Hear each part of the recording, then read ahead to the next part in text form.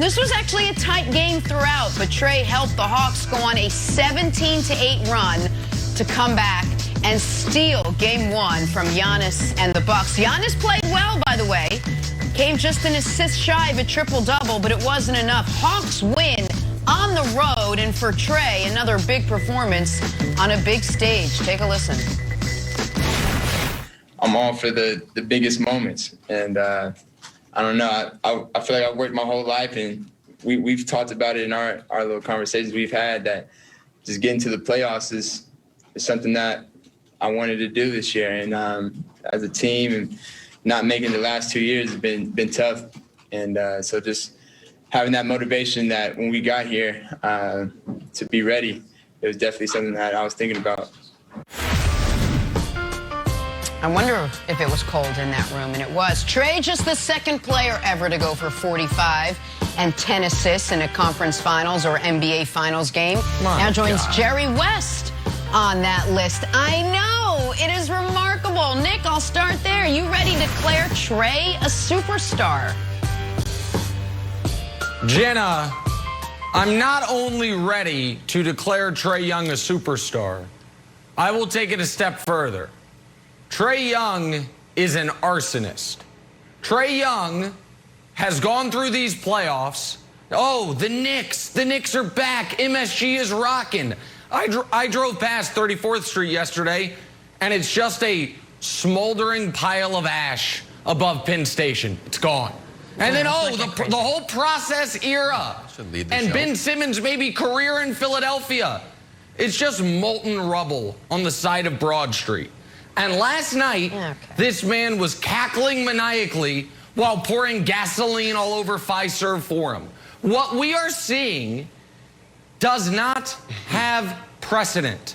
A player this young in his playoff debut doing this through more than a dozen games now. Can we show America guys with as many points and as many assists as Trae Young through 13 playoff games? Because it is a hell of a list.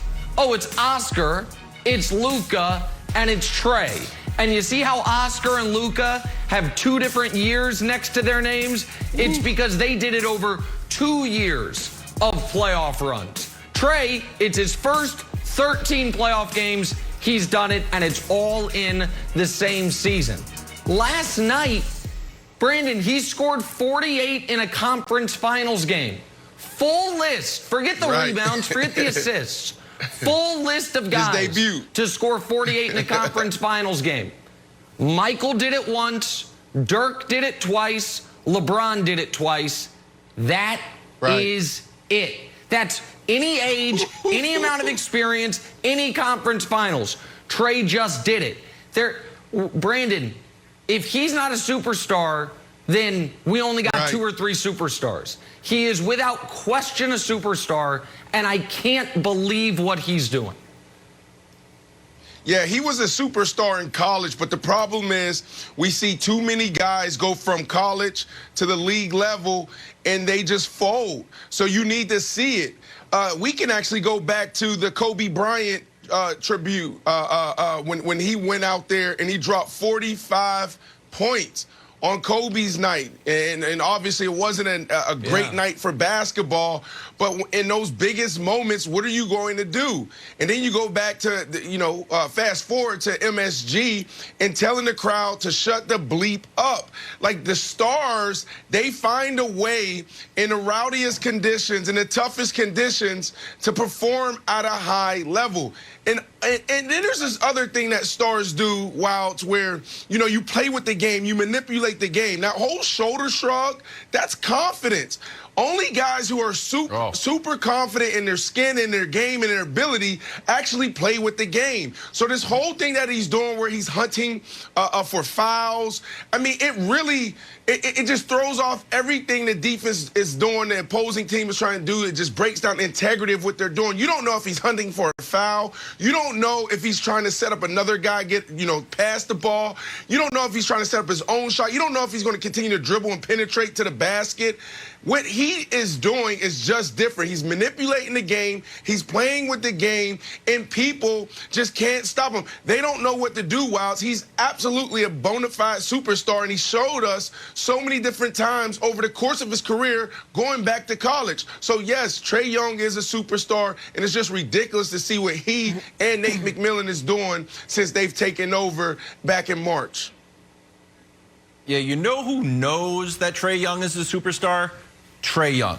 Trae Young plays with the confidence of like Kanye West meets the guy who like free solo climbed up that mountain they made a documentary of. He has no fear, no matter what you do. You want to chant Trae is balding? Okay, that's fine. You want to hit me out of the timeout at MSG? Okay, we're going into half. Sure, it doesn't matter.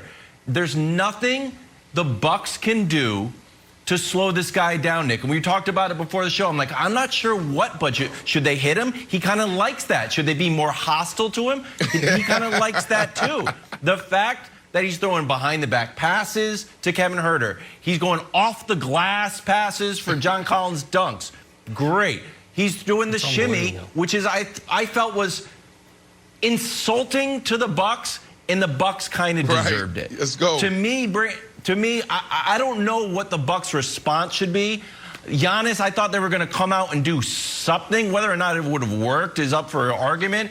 But like the fact that Giannis was like, hey, he did the shimmy on us, guys. We're in the Eastern Conference Finals. This is our house. Like, let's do something. And like, no, they didn't really do much. Brook Lopez like ended up like tickling his hand. That's how much he was bothered. So I don't know what the Bucks are going to do. If Tom Thibodeau, who's like one of the great defensive minds, didn't have an answer, I don't know if Coach Bud is either.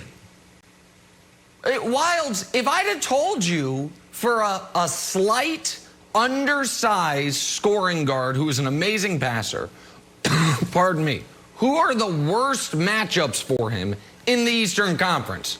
Well, you'd say the Knicks. They play physical. They're very good at defense. They have a tough-nosed coach. Philly, the #1 defense in the conference, plus Ben Simmons, Matisse Thybulle, Embiid at the rim, and the Bucks, who have been the best defense over the course of the last 3 years, and everyone on their team seemingly is 6'8", except for Drew Holiday, who is the best defensive point guard in basketball.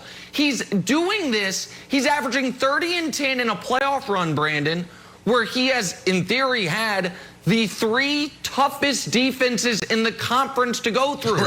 And by the way, he's doing it. Cam Reddish got hurt during the year. DeAndre Hunter got hurt in the first round. And now Bogdanovich is a shell of himself. It's him, Capella, John Collins, and the Red Mamba, Kevin Huerter. And it's like, are you kidding me? He's just lighting these buildings on fire, and nobody can stop him.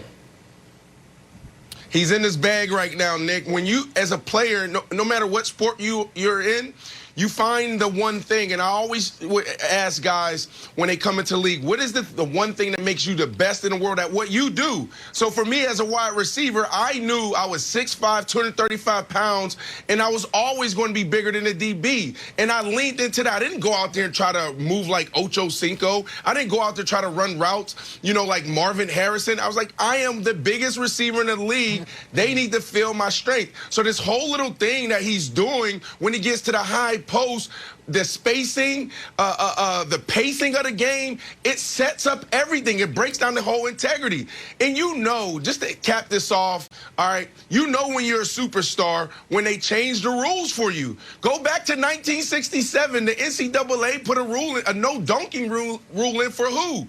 Lou Alcindor, Kareem Abdul-Jabbar. Like, you can't dunk. So this whole thing that just freaks everybody out, where he starts hunting for fouls. Now the NBA is probably going to pass a rule this offseason. You're a superstar. Yeah. Absolutely. And he did it last night, Jenna, without hitting a ton of threes and without hitting a ton of free throws. He had 10 free throws, but it was the mid-range stuff. It was the floaters. It was like, my shot's not falling. I'll kill you in the mid-range. It was unbelievable, Jenna. It was unbelievable. There were mid-range shots. He wasn't even looking at the hoops. He was just getting them in. Again, Hawks with the Game 1 win over Milwaukee. How about this? They're now 6-2 on the road this postseason.